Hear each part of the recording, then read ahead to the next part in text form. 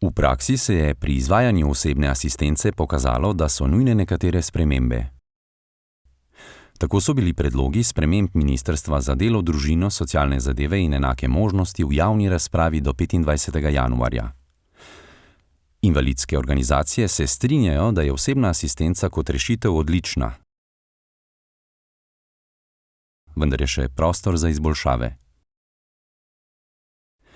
Zato so ministrstvu poslali pripombe na predlog sprememb zakona o osebni asistenci.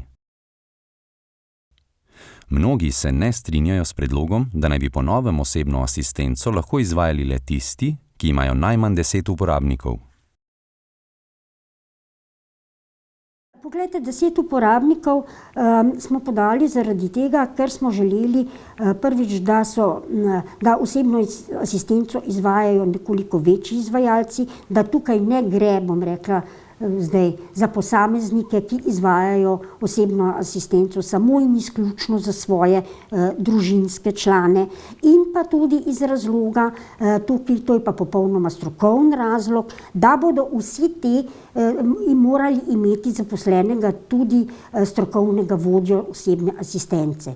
Vsi manjši izvajalci smo šli v izvajanje iz potreb uporabnikov. Zdaj je to en uporabnik, 2, 3, 5, pač smo sledili tem potrebam. Zdaj je država postavila kvoto 10 uporabnikov in vse te majhne izvajalce postavlja pred dejstvo, ali ćemo zapreti, ali kaj storiti s tem zakonom, ker dejstvo je, uporabniki so ljudje.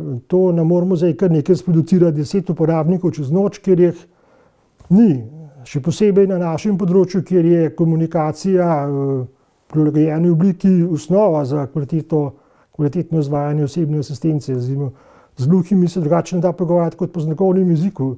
Treba je poznati komunikacijo s pomočjo slušnih aparatov ali pa medicinsko-tehničnih pripomočkov. Z gluhoslepimi je še poseben način komunikacije.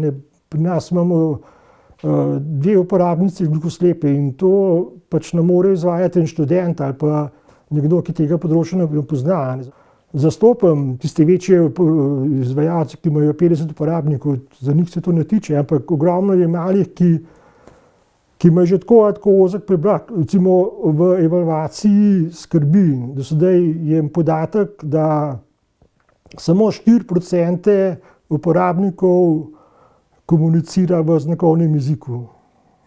Zdaj, v celi Sloveniji ne obstaja za 2 izvajalca ta kvota 10 uporabnikov. Zato bi predlagal, da ta naša populacija dobi en poseben status, vsaj glede kvoti za izvajalce. In zmoti seveda to, da malih izvajalcev naj ne bi bilo več, da minimum bi bil 10 uporabnikov, mi jih imamo trenutno 5. In nismo imeli nobenega namena širiti svoje dejavnosti. Nas zmoti to, da bi morali zdaj nekaj širiti, spreminjati oziroma naše uporabnike, ki so vsi slušno prizadeti, tako ali drugače, mi imamo gluhoslepe, gluhe in pa še s kombiniranimi motnjami s sluhom, pa še druge okvare. Ne bi želeli teh ljudi prepuščati nekemu drugemu izvajalcu, nekim drugim osebnim asistentom. Mi imamo tudi asistente, ki so sami slušno prizadeti, ki obvladajo znakovni jezik, ki so vzpostavili neko vez s svojimi uporabniki in danes nekako vidimo, bi se to rušilo, ne? Da bi pa mi širili dejavnost, v to pa sigurno ne bomo šli, ker se mi zdi, da 5 ljudi nekako lahko obvladujemo in spremljamo, kako se ta osebna asistenca izvaja v korist uporabnikov na terenu. Ampak treba je vedeti, da v te organizacije imajo različno število uporabnikov in jaz mislim, da če izvajajo katere po pravilih, potem omejitev števila uporabnikov ne bi smel biti problem. Tako da to ne kot podpiram, ker se bojim, da potem kot društvo ne bomo mogli izvajati osebne asistence in s tem posledično jaz ne bom imela osebne asistence, ki mi ustreza. Tudi dvig vstopnega praga iz 30 na 40 ur na teden je za mnoge nesprejemljiv. Osebno menim, da ne bi smel biti pogoj nek vstopni prag. Če osebno asistenco nekdo potrebuje, pač jo potrebuje, ne, ali potrebuje 40, 70, 30, 20 ur. Tukaj nastopa dodaten problem, če bo ta predlog sprejet, bomo prišli do nekaterih posameznikov, ki rabijo osebno asistenco iz razloga, da se jim omogoča neodvisno samostojno življenje in bodo iz sistema osebne asistence izpadli. Tukaj je treba nemudoma pristopiti k razmišljanju, kako bomo pa pomagali tem posameznikom. Trenutno vsi naši uporabniki imajo več kot 40 ur priznanih. Ne? Se pa vprašam, gluhim je dana možnost vzeti komunikacijski dodatek, dobiti za to 150 evrov ali se komunikacijskemu dodatku odpovedati in koristiti osebno asistenco 30 ur na mesec, ne na teden. Mi tukaj govorimo o tedenskih kvotah. Torej, to določilo sploh ne bi več držalo in gluhi bi imeli edino možnost vzeti komunikacijski dodatek. Ne? Kot veste, na Sloveniji ni veliko gluhih. Kot veste, v Sloveniji ni veliko gluhih. Poslani, osejani. Na gluhe, ki uporabljajo na koriščenje 1500.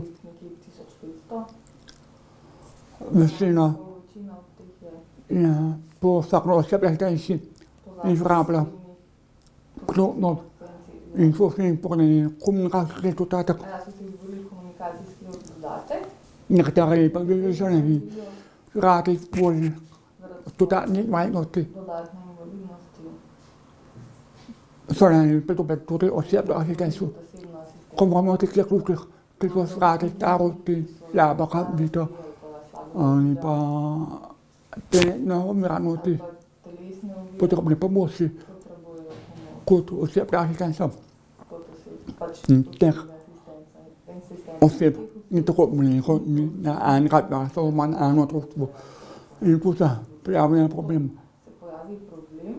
Se tu ne bo moglo pridobiti dodatnih uporabnikov, da bi izpolnilo kvoto 10 uporabnikov.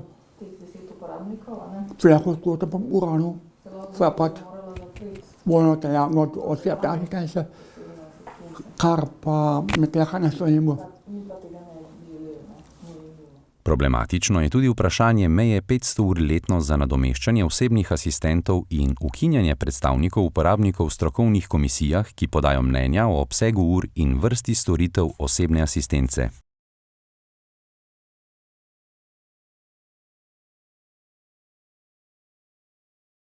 Mi pa ne verjamemo, da povedana komisija poznala konkretno osebne potrebe in uporabnikov in različnih majhnih populacij.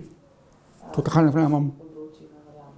Ne mogoče, da bi nekdo poznal vse njihove potrebe, njihove zahteve pa tudi njihove nasilnosti.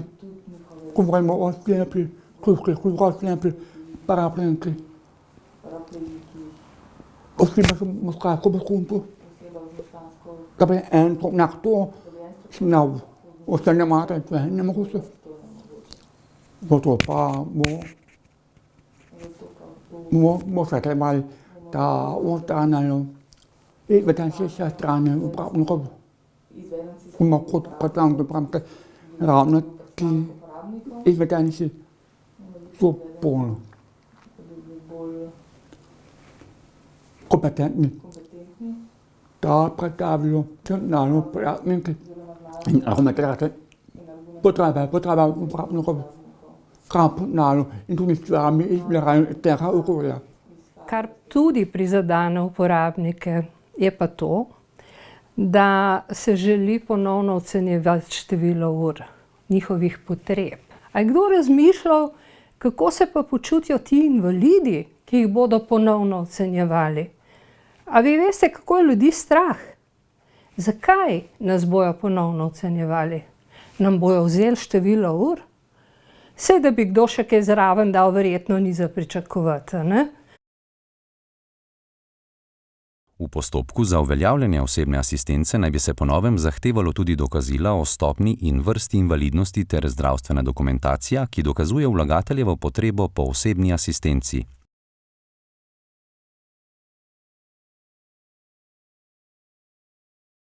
Invalidske organizacije imajo pomislek, da bodo, na primer, gluhoslepe prisilili v opredeljevanje kot gluhe ali slepe, ne pa kot gluhoslepe.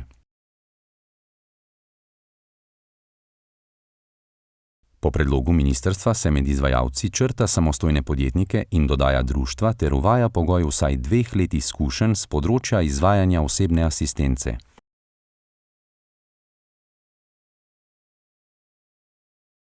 SP-ji seveda imajo možnost, da se pravno-organizacijsko drugače preoblikujejo. Tukaj je možnost zavodov, tukaj je možnost društva. Tako da to je, kar se tiče, bom rekla, izvajalcev.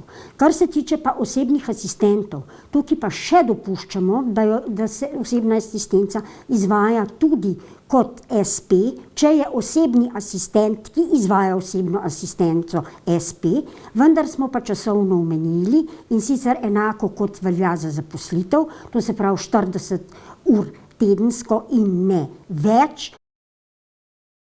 Osebno asistenco naj bi lahko izvajal največ en družinski član. Se pravi, da ima tako ta uporabnik osebne asistence, če potrebuje neko specifično podporo tudi družinskega člana, da se morda omogočimo tudi to, ne pa morda, da če potrebuje več osebnih asistentov, da so to vsi iz družinskega kroga, ravno iz razloga, da se mu nudi, se pravi, da se mu odpirajo možnosti in ne nazadnje, da se tudi osamosvoji, kot rečeno, tudi od družine, ne samo od institucij in podobno. Zdaj je na vrsti Ministrstvo za delo, družino, socialne zadeve in enake možnosti, kjer bodo predloge invalidskih organizacij pregledali. Spremembe zakona o osebni asistenci naj bi se prvotno začele uporabljati že aprila. Vendar na ministrstvu pravijo, da sprememb do poletja ne gre pričakovati.